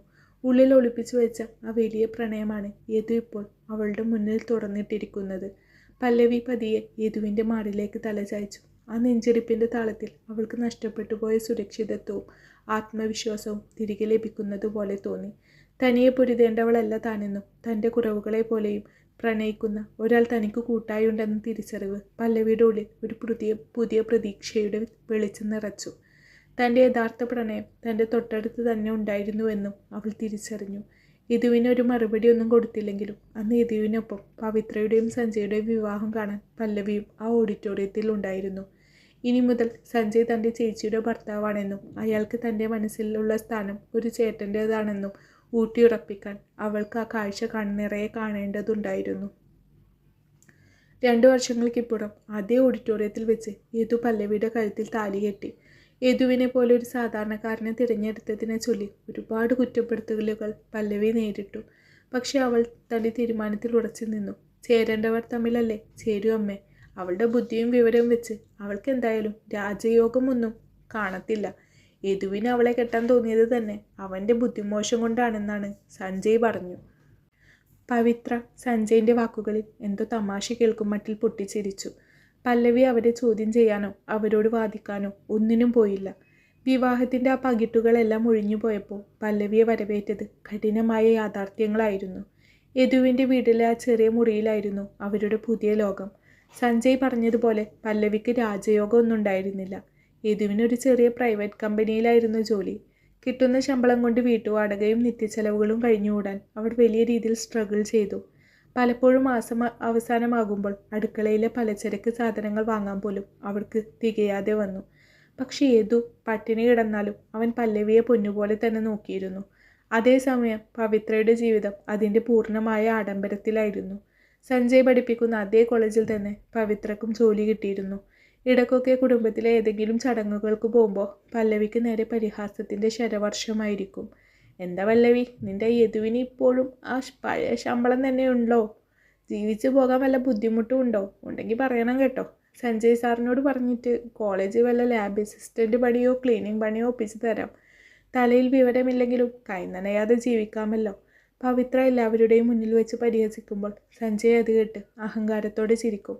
പല്ലവിയുടെ കണ്ണുകൾ നിറയുമ്പോൾ യദു അവളുടെ കൈകളിൽ അമർത്തി പിടിക്കും. നമുക്ക് ആരുടെയും സഹായം വേണ്ടടി, നമ്മൾ ജീവിച്ച് കാണിക്കും, യദു അവളോട് വാക്ക് പറയും. പക്ഷേ വീട്ടിലെ ബുദ്ധിമുട്ടുകൾ പല്ലവിയെ വല്ലാതെ അലട്ടിക്കൊണ്ടിരുന്നു. യദു ഒറ്റക്ക് കഷ്ടപ്പെടുകയാണെന്ന ബോധ്യം അവളെ വേട്ടയാടി. തനിക്ക് എന്തെങ്കിലും ചെയ്യണം, പക്ഷെ എന്ത് ചെയ്യും? അന്ന് പല്ലവി ഉറക്കമില്ലാതെ കിടക്കുകയായിരുന്നു. പിറ്റേന്ന് രാവിലെ യദു ജോലിക്ക് പോകാൻ ഇറങ്ങിയപ്പോൾ പല്ലവി അവനെ തടഞ്ഞു നിർത്തി. യദു, എനിക്കൊരു ബിസിനസ് തുടങ്ങണം. യദു അത്ഭുതത്തോടെ അവളെ നോക്കി. പല്ലവി അവളുടെ ആശയങ്ങൾ അവന് മുന്നിൽ വെച്ചു. പെട്ടെന്നൊരു ബിസിനസ് തുടങ്ങണമെന്ന് പല്ലവി പറഞ്ഞപ്പോൾ യദുവിന് ആദ്യമൊന്നും മനസ്സിലായില്ല. ബിസിനസ്സോ? എന്ത് ബിസിനസ്സാ പല്ലവി? അതിനൊക്കെ നല്ല കാശ് ഇറക്കേണ്ടി വരില്ലേ? യദു സംശയത്തോടെ ചോദിച്ചു. പല്ലവി ഒന്നും മിണ്ടിയില്ല. അവൾ നേരെ മുറിക്കുള്ളിലേക്ക് നടന്ന് അലമാരയുടെ ഏറ്റവും സുരക്ഷിതമായി സൂക്ഷിച്ചു വെച്ചിരിക്കുന്ന ആ പഴയ ഡയറി എടുത്തു കൊണ്ടുവന്ന് യദുവിൻ്റെ കൈകളിലേക്ക് കൊടുത്തു. ഇതെന്താ, ഞാൻ പണ്ട് നിനക്ക് തന്ന നോട്ടുകളോ? യദുവിന് അപ്പോഴും കാര്യം പിടികിട്ടിയിട്ടില്ല. അതേതു, ഇതാണ് എൻ്റെ ബിസിനസ് ഐഡിയ, ഇതാണ് നമ്മുടെ നീതി. പല്ലവിയുടെ കണ്ണുകളിൽ വലിയൊരു ആത്മവിശ്വാസം തിളങ്ങുന്നുണ്ടായിരുന്നു. എന്നെപ്പോലെ എത്രയോ കുട്ടികൾ ഈ ലോകത്തുണ്ടാവും. എത്ര പഠിച്ചാലും തലയിൽ കയറാത്തവർ, വലിയ പുസ്തകങ്ങൾ കാണുമ്പോൾ ഭയന്നു പോകുന്നവർ, ലേണിംഗ് ഡിസേബിലിറ്റീസ് ഉള്ളവർ. അവർക്കൊക്കെ സ്കൂളുകളിലും കോളേജുകളിലും കിട്ടുന്നത് ജാനകി ടീച്ചർമാരുടെയും സഞ്ജയ് സാറിനെ പോലെയുള്ളവരുടെയും പരിഹാസങ്ങൾ മാത്രമായിരിക്കും. അവർക്ക് വേണ്ടി എനിക്കൊരു മൊബൈൽ ആപ്ലിക്കേഷൻ, ഒരു ലേണിംഗ് ആപ്പ് തുടങ്ങണം. അവൾ ആ ഡയറി തുറന്നു കാണിച്ചു. നീ ഇതിൽ ലളിതമായി എഴുതിയ ഷോർട്ട് ഫോമുകളും ചെറിയ കഥകളും ചിത്രങ്ങളും ഇല്ലേ? ഇതേ രീതിയിൽ കുട്ടികൾക്ക് കഥകളിലൂടെയും മറ്റും സബ്ജക്റ്റുകൾ പഠിച്ചെടുക്കാൻ പറ്റുന്ന ഡിജിറ്റൽ പാഠങ്ങൾ നമ്മൾ ഈ ആപ്പിലൂടെ നൽകും. മറ്റുള്ളവർ കാണാതെ പോകുന്ന അല്ലെങ്കിൽ മണ്ടന്മാർ എന്ന് വിളിക്കുന്ന കുട്ടികളെ കൈപിടിച്ചുയർത്താൻ ഇതിലും നല്ലൊരു ആശയം വേറെയില്ല. ഏതൊരു നിമിഷം ആ ഡയറിയിലേക്കും പല്ലവിയുടെ മുഖത്തേക്കും മാറി മാറി നോക്കി. അവൻ്റെ ഉള്ളിൽ വലിയൊരു അത്ഭുതമാണ് തോന്നിയത്. താൻ പണ്ട് അവൾക്ക് വേണ്ടി വെറുതെ എഴുതി കൂട്ടിയ കാര്യങ്ങൾ ഇത്രയും വലിയൊരു വിപ്ലവത്തിന് കാരണമാകുമെന്ന് അവൻ സ്വപ്നത്തിൽ പോലും വിചാരിച്ചിരുന്നില്ല. പല്ലവി, നീ പറഞ്ഞത് ശരിയാ. നമ്മൾ എവിടെയൊക്കെയോ തിരഞ്ഞു നടന്ന നിധി നമ്മുടെ കയ്യിൽ തന്നെയായിരുന്നു. യദുവിൻ്റെ മുഖത്ത് വലിയൊരു സന്തോഷം വിരിഞ്ഞു. അവൻ അവളെ ചേർത്തു പിടിച്ചു, നെറുകയിൽ ചുംബിച്ചു. പക്ഷേ തുടക്കം അത്ര എളുപ്പമായിരുന്നില്ല. ആപ്പ് ഡെവലപ്പ് ചെയ്യാനും മറ്റും ഒരു ചെറിയ തുക ലോൺ എടുക്കേണ്ടി വന്നു. ഈ വിവരമറിഞ്ഞ അമ്മയും പവിത്രയും പല്ലവിയെ വീണ്ടും പരിഹസിച്ചു. സ്വന്തമായി ഒരു പരീക്ഷ പാസ്സാവാൻ വിവരമില്ലാത്തവളാ ഇപ്പം നാട്ടിലെ പിള്ളേരെ പഠിപ്പിക്കാൻ ആപ്പ് ഇറക്കിയിരിക്കുന്നത്. ഉള്ള കാശും കൂടെ കളഞ്ഞ് യദുവിനെ വഴിയാധാരമാക്കാനേ ഇത് ഉപകരിക്കൂ. സഞ്ജയും അതിനെ പിന്തുണച്ചു. പഠനം എന്നത് ക്വാളിറ്റിയുള്ള പ്രൊഫഷണലുകൾ ചെയ്യേണ്ട കാര്യമാണ്. അല്ലാതെ തോറ്റു തൊപ്പിയിട്ടവർക്ക് ചെയ്യാൻ പറ്റുന്ന ബിസിനസ് അല്ല ഇത്. പക്ഷേ പല്ലവിയും യദുവും ഇത്തവണ തളർന്നില്ല. ആളുകളുടെ പരിഹാസങ്ങൾ അവർക്ക് മുന്നോട്ടു പോകാനുള്ള ഇന്ധനമായി മാറി. തങ്ങളുടെ ഉള്ളിലുള്ള ആശയങ്ങൾക്ക് വെച്ച് അവർ ആപ്പിന് രൂപം നൽകി. സോഷ്യൽ മീഡിയ വഴിയാണ് പല്ലവി അതിൻ്റെ പ്രൊമോഷൻ തുടങ്ങിയത്. ഇൻസ്റ്റഗ്രാമിലും ഫേസ്ബുക്കിലും ചെറിയ സ്റ്റോറി ടെല്ലിംഗ് വീഡിയോകളിലൂടെ സങ്കീർണമായ സയൻസ്, മാത്സ് തിയറികൾ കഥകളായി പല്ലവി അവതരിപ്പിച്ചു. കുട്ടികൾക്കും മാതാപിതാക്കൾക്കും ആ ശൈലി പെട്ടെന്ന് ഇഷ്ടപ്പെട്ടു. ചിത്രങ്ങളിലൂടെയുള്ള പഠനം, വിഷ്വൽ ലേണിംഗ്, കഥാശൈലി, നെറേറ്റീവ് അപ്രോച്ച്, എല്ലാ കഠിനമായ സമവാക്യങ്ങളും കുഞ്ഞു കഥകളിലൂടെ ഓർത്തുവെക്കാൻ സഹായിക്കുന്ന നോ പ്രഷർ ടെസ്റ്റുകൾ, സ്ട്രെസ് ഫ്രീ ക്വിസസ്, മാർക്കിന് വേണ്ടിയല്ലാതെ കുട്ടികളുടെ ആത്മവിശ്വാസം കൂട്ടുന്ന രീതിയിലുള്ള ലളിതമായ ഗെയിമുകൾ, ഇതൊക്കെ പല്ലവിയുടെ ആപ്പിൻ്റെ പ്രത്യേകതകളായിരുന്നു. തുടക്കത്തിൽ കുറച്ച് കുട്ടികൾ മാത്രമായിരുന്നെങ്കിൽ മാസങ്ങൾക്കുള്ളിൽ ആപ്പ് തരംഗമായി മാറി. പഠനത്തിൽ പിന്നോക്കം നിന്നിരുന്ന കുട്ടികളുടെ മാതാപിതാക്കൾ പല്ലവിക്ക് നന്ദി പറഞ്ഞുകൊണ്ട് മെസ്സേജുകൾ അയക്കാൻ തുടങ്ങി. കുട്ടികളുടെ മാർക്കിലും വലിയ മാറ്റങ്ങൾ കണ്ടു തുടങ്ങി. സോഷ്യൽ മീഡിയയിലൂടെ പല്ലവിയുടെ ഈ വേറിട്ട പഠന രീതി വലിയ ചർച്ചയായി മാറി. 1 വർഷം കഴിഞ്ഞപ്പോഴേക്കും പല്ലവിയുടെ ആപ്പ് സ്റ്റേറ്റ് ലെവലിൽ വലിയൊരു വിജയമായി മാറി. പ്രമുഖ മാധ്യമങ്ങൾ പല്ലവിയുടെ യദുവിൻ്റെയും ഈ വിജയഗാഥ ഫീച്ചർ ചെയ്തു. ലക്ഷക്കണക്കിന് ഡൗൺലോഡ്സോടുകൂടെ ആപ്പ് വലിയ സാമ്പത്തിക വിജയവും അവർക്ക് നേടിക്കൊടുത്തു. പല്ലവിയുടെ ഈ അവിശ്വസനീയമായ വളർച്ച കണ്ട് ഏറ്റവും കൂടുതൽ അസൂയപ്പെട്ടത് സഞ്ജയും പവിത്രയുമായിരുന്നു. കോളേജിൽ വെറും പ്രൊഫസറായ സഞ്ജയിനും പവിത്രയ്ക്കും സങ്കല്പിക്കാൻ കഴിയുന്നതിലും അപ്പുറമായിരുന്നു പല്ലവിക്ക് ലഭിച്ച ജനപ്രീതിയും അംഗീകാരവും. പല്ലവിയുടെ ആപ്പിൻ്റെ വളർച്ച അവിടം കൊണ്ടും തീർന്നില്ല. സ്കൂളുകളിലും കോളേജുകളിലും അതിൻ്റെ അലയൊലികൾ പ്രകടമായി തുടങ്ങി. പവിത്രയും സഞ്ജയും പഠിപ്പിക്കുന്ന അതേ കോളേജിലെ ക്ലാസ് മുറികളിൽ പോലും വിദ്യാർത്ഥികൾ പല്ലവിയുടെ ആപ്പിനെക്കുറിച്ചും അതിലെ ലളിതമായ പഠന രീതികളെക്കുറിച്ചും സംസാരിക്കാൻ തുടങ്ങി. ഒരു ദിവസം ക്ലാസ്സിൽ സഞ്ജയ് കടുപ്പമേറിയ ഒരു തിയറി ബോർഡിൽ എഴുതിക്കൊണ്ട് പതിവ് ഗൗരവത്തിൽ ക്ലാസ് എടുക്കുകയായിരുന്നു. കുട്ടികൾക്കെല്ലാം അത് കേട്ട് മടുപ്പ് തോന്നി തുടങ്ങി, മുറുമുറുക്കാൻ തുടങ്ങി. ഒടുവിൽ മുൻബെഞ്ചിലിരുന്ന ഒരു വിദ്യാർത്ഥി എഴുന്നേറ്റ് നിന്ന് ധൈര്യപൂർവ്വം പറഞ്ഞു, "സാർ, നിങ്ങൾ ഈ പറയുന്നതൊന്നും ഞങ്ങൾക്ക് അത്ര വ്യക്തമാകുന്നില്ല. ഇതേ തിയറി ഇന്നലെ പല്ലവി മാഡത്തിൻ്റെ ആപ്പിൽ പല്ലവി മാഡം വളരെ സിമ്പിളായി ഒരു കുഞ്ഞു കഥയിലൂടെ പറഞ്ഞു തന്നിട്ടുണ്ട്. അതൊന്ന് കണ്ടാൽ ആർക്കായാലും ഒറ്റ തവണ കൊണ്ട് മനസ്സിലാവും. നിങ്ങളുടെയൊക്കെ ഈ പഴയ ബോറിംഗ് ക്ലാസ്സുകളേക്കാൾ എത്രയോ നല്ലതാണ് ആ ആപ്പൊക്കെ." അത് കേട്ടതും സഞ്ജയിൻ്റെ കയ്യിലിരിക്കുന്ന ചോക്ക് കഷ്ണം താഴേക്ക് വീണു. ക്ലാസ് റൂമിലാകെ ഒരു നിശബ്ദത പടർന്നു. മറ്റൊരു ക്ലാസ്സിൽ പവിത്രക്കും സമാനമായ അനുഭവം നേരിടേണ്ടി വന്നു. കുട്ടികൾ തങ്ങളുടെ വിരസമായ അധ്യാപന ശൈലിയെ പരസ്യമായി ചോദ്യം ചെയ്യുന്നത് അവർക്ക് താങ്ങാൻ കഴിയുന്നതിലും അപ്പുറമുള്ള വലിയൊരു അപമാനമായി മാറി. ഒരു ഞായറാഴ്ച വൈകുന്നേരം സഞ്ജയും പവിത്രയും ലിവിംഗ് റൂമിൽ ഇരിക്കുമ്പോൾ പവിത്ര അസ്വസ്ഥതയോടെ TV ഓൺ ചെയ്തു. ചാനലുകൾ മാറ്റുന്നതിനിടയിൽ പ്രമുഖമായ ഒരു ചാനലിൽ പല്ലവിയുടെ തത്സമയ ഇൻ്റർവ്യൂ വരുന്നത് അവരുടെ ശ്രദ്ധയിൽപ്പെട്ടു. ആഡംബരമില്ലാത്ത എന്നാൽ അങ്ങേയറ്റം മുഖത്ത് പ്രസന്നമായ പുഞ്ചിരിയോടെയാണ് പല്ലവി ഇരിക്കുന്നത്. "മാഡം, സാധാരണക്കാരായ കുട്ടികൾക്കും ലേണിംഗ് ഡിസേബിലിറ്റി ഉള്ളവർക്കും ഇത്രയേറെ പ്രയോജനപ്പെടുന്ന ഒരു ആപ്പ് നിർമ്മിക്കാൻ നിങ്ങൾക്കുണ്ടായ പ്രചോദനം എന്താണ്?" ഇൻ്റർവ്യൂവർ പല്ലവിയോട് പതിയെ ചോദിച്ചു. പല്ലവി ഒരു നിമിഷം കണ്ണുകൾ അടച്ചു. അവളുടെ മുഖത്ത് ഒരു ശാന്തത പടർന്നു. അവൾ പതിയെ പറഞ്ഞു തുടങ്ങി, "എനിക്ക് വ്യക്തിപരമായി അറിയാവുന്ന ഒരു കുട്ടിയുണ്ട്. സ്കൂളിലും കോളേജിലും എല്ലാവരും മണ്ടി എന്ന് വിളിച്ച് മാറ്റി നിർത്തിയ ഒരു പെൺകുട്ടി. എത്ര ഉറക്കമൊഴിച്ച് പഠിച്ചാലും പരീക്ഷാ ഹാളിൽ പേടി കാരണം എല്ലാം മറന്നു പോകുന്ന അവസ്ഥയിലായിരുന്നു അവൾക്ക്. അധ്യാപകരും വീട്ടുകാരും അവളെ പരസ്യമായി ആക്ഷേപിക്കുകയും മറ്റുള്ളവരുമായി താരതമ്യം ചെയ്ത് തരം താഴ്ത്തുകയും ചെയ്തപ്പോൾ ആ ആത്മനിന്ദ താങ്ങാനാവാതെ സ്വന്തം ജീവിതം പോലും അവസാനിപ്പിക്കാൻ ആത്മഹത്യ ചെയ്യാൻ ഒരുങ്ങിയ ഒരു കുട്ടി. അവളാണ് എനിക്കിതിനുള്ള ഏറ്റവും വലിയ പ്രചോദനം. അന്ന് അവളെ ആ മരണക്കയത്തിൽ നിന്നും കൈപിടിച്ചുയർത്താൻ, അവളുടെ കുറവുകളെ പോലും സ്നേഹിക്കാൻ ഒരാളുണ്ടായിരുന്നു. അയാളാണ് എനിക്ക് മനസ്സിലാക്കി തന്നത് ഈ ലോകത്ത് മണ്ടന്മാരായി ആരുമില്ല, കാര്യങ്ങൾ പറഞ്ഞു കൊടുക്കുന്ന രീതിയിലാണ് പ്രശ്നമെന്ന്. ആ തിരിച്ചറിവാണ് ഈ ആപ്പ്." പല്ലവി ആ കുട്ടിയുടെ പേര് പറഞ്ഞില്ലെങ്കിലും അത് പല്ലവി തന്നെയാണെന്ന് TVക്ക് മുന്നിലിരിക്കുന്ന സഞ്ജയ്ക്കും പവിത്രക്കും കൃത്യമായി മനസ്സിലായി. ആ വാക്കുകൾ കേട്ട നിമിഷം സഞ്ജയുടെയും പവിത്രയുടെ ഉള്ളിൽ ഭയങ്കരമായൊരു കുറ്റബോധവും അതോടൊപ്പം തന്നെ വലിയൊരു തോൽവിയും തോന്നി തുടങ്ങി. തങ്ങൾ അഹങ്കാരത്തോടെ തള്ളിപ്പറഞ്ഞവൾ ഇന്ന് ഒരു ജനതയുടെ മൊത്തം വഴികാട്ടിയായി മാറിയിരിക്കുന്നു. കാലം അതിവേഗം കടന്നുപോയി. സഞ്ജയുടെയും പവിത്രയുടെയും ജീവിതത്തിൽ അപ്രതീക്ഷിതമായ തിരിച്ചടികൾ നേരിട്ടു. അവരുടെ ആഡംബര ജീവിതം പതുക്കെ കടക്കെണിയിലേക്കും വലിയ സാമ്പത്തിക പ്രതിസന്ധിയിലേക്കും ദാരിദ്ര്യത്തിൻ്റെ വക്കിലേക്കും അവർ എത്തിച്ചേരുന്നത് ചെയ്തു. അങ്ങനെ ഒരു ദിവസം കുടുംബത്തിലൊരു പ്രധാന ഫംഗ്ഷൻ നടക്കുകയായിരുന്നു. എല്ലാവരും ഒത്തുകൂടിയ ചടങ്ങിലേക്ക് പല്ലവിയും യദുവും ഒരു കാറിലാണ് വന്നിറങ്ങിയത്. പല്ലവിയെ കണ്ടതും ബന്ധുക്കളെല്ലാം അവൾക്ക് ചുറ്റും കൂടി. പെട്ടെന്നാണ് പല്ലവിയുടെ അമ്മ പതുക്കെ പല്ലവിയുടെ അടുത്തേക്ക് വന്നത്. പണ്ടത്തെ ആ പുച്ഛവും ഗൗരവവും അമ്മയുടെ മുഖത്ത് ഇന്നില്ലായിരുന്നു. പകരം ഒരു തരം യാചനയായിരുന്നു. അമ്മ പല്ലവിയുടെ കൈകൾ കൂട്ടിപ്പിടിച്ച് താഴ്ന്ന ശബ്ദത്തിൽ പറഞ്ഞു, മോളെ പല്ലവി, നിന്റെ ചേച്ചിയുടെയും സഞ്ജയ് മോൻ്റെയും അവസ്ഥ ഇപ്പം അത്ര നല്ലതല്ല. വലിയ ബുദ്ധിമുട്ടിലാണ് അവർ. നിൻ്റെ ആ കമ്പനിയിലോ ആപ്പിലോ അവർക്ക് ചെയ്യാൻ പറ്റുന്ന ചെറിയൊരു പാർട്ട് ടൈം ജോലി എന്തെങ്കിലും സഞ്ജയ് മോന് വേണ്ടി ഒന്ന് ശരിയാക്കി കൊടുക്കാവോ മോളെ? അമ്മ അത് പറയുമ്പോൾ തൊട്ടടുത്ത് നിന്നിരുന്ന സഞ്ജയിൻ്റെ തല അങ്ങേയറ്റ ലജ്ജയോടെയും അപമാനത്തോടെയും താഴേക്ക് പോയിരുന്നു. പണ്ട് പല്ലവിയെ വിഡ്ഢി എന്ന് വിളിച്ച് ആക്ഷേപിച്ച അതേ നാക്കുകൊണ്ട് ഇന്ന് അവളോട് ഒരു ജോലിക്ക് വേണ്ടി യാചിക്കേണ്ടി വന്നിരിക്കുന്നു. പല്ലവി സഞ്ജയെ ഒന്ന് നോക്കി.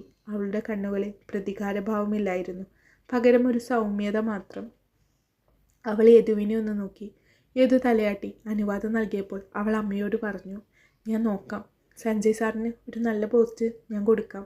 അന്നേരം അവിടെ ഉണ്ടായിരുന്ന ഗസ്റ്റുകളോടും ബന്ധുക്കളോടും അമ്മ അവളെ ബഹനോളം പുകഴ്ത്തി സംസാരിക്കാൻ തുടങ്ങി. എൻ്റെ മോൾ പല്ലവി ഇല്ലായിരുന്നെങ്കിൽ ഈ കുടുംബം എപ്പോഴേ തകർന്നു പോയേനെ. അവൾക്ക് പണ്ടേ നല്ല ബുദ്ധിയായിരുന്നു. ഇപ്പം നാട്ടിലെ ആയിരക്കണക്കിന് പിള്ളേർക്കാണ് അവൾ വെളിച്ചം കൊടുക്കുന്നത്. അമ്മ പല്ലവിയുടെ മഹിമകളെക്കുറിച്ചും അവളുടെ കഠിനാധ്വാനത്തെക്കുറിച്ചും സംസാരിക്കുമ്പോൾ പണ്ട് അമ്മയുടെ പ്രിയപ്പെട്ടവളായി പവിത്ര ഒന്നും മിണ്ടാനാവാതെ അഹങ്കാരമെല്ലാം ഒടുങ്ങി ആ ഹാളിലെ ഒരു ഇരുണ്ട കോണിൽ ഒതുങ്ങിക്കൂടി നിൽക്കുകയായിരുന്നു. യദു പല്ലവിയുടെ തോളിലൂടെ കൈയിട്ട് അവളോട് തന്നെ ചേർത്ത് പിടിച്ചു. അവൻ്റെ കണ്ണുകളിൽ അവളോടുള്ള അളവറ്റ പ്രണയവും അഭിമാനവും ഉണ്ടായിരുന്നു. മറ്റുള്ളവർക്ക് മുന്നിൽ തലയുയർത്തി നിൽക്കുന്ന പല്ലവി യദുവിൻ്റെ മാറിലേക്ക് ചെറുതായി ചാരി. നഷ്ടപ്പെട്ടു പോയെന്ന് കരുതിയ തൻ്റെ ജീവിതത്തെ ഇത്രമേൽ മനോഹരമാക്കി മാറ്റിയ തൻ്റെ യഥാർത്ഥ നീതിയെ നോക്കി അവൾ സ്നേഹത്തോടെ പുഞ്ചിരിച്ചു. അവസാനിച്ചു. സൂര്യകാന്തി. ഈ വീഡിയോ നിങ്ങൾക്ക് ഇഷ്ടപ്പെട്ടിട്ടുണ്ടെങ്കിൽ വീഡിയോ ഒന്ന് ലൈക്ക് ചെയ്തേക്കണേ. അതേപോലെ ഇതേപോലത്തെ കഥകൾ ഇനിയും കേൾക്കണമെന്നുണ്ടെങ്കിൽ ജസ്റ്റ് ഒന്ന് കമൻറ്റ് ചെയ്യുക. നിങ്ങളുടെ വിലപ്പെട്ട അഭിപ്രായങ്ങൾ കമൻറ്റ് ബോക്സിൽ അറിയിക്കുക. കഥാജാലകം എന്ന എൻ്റെ ചാനലിൽ ഒരു ന്യൂ ലോങ് സ്റ്റോറി പോസ്റ്റ് ചെയ്ത് തുടങ്ങിയിട്ടുണ്ട്.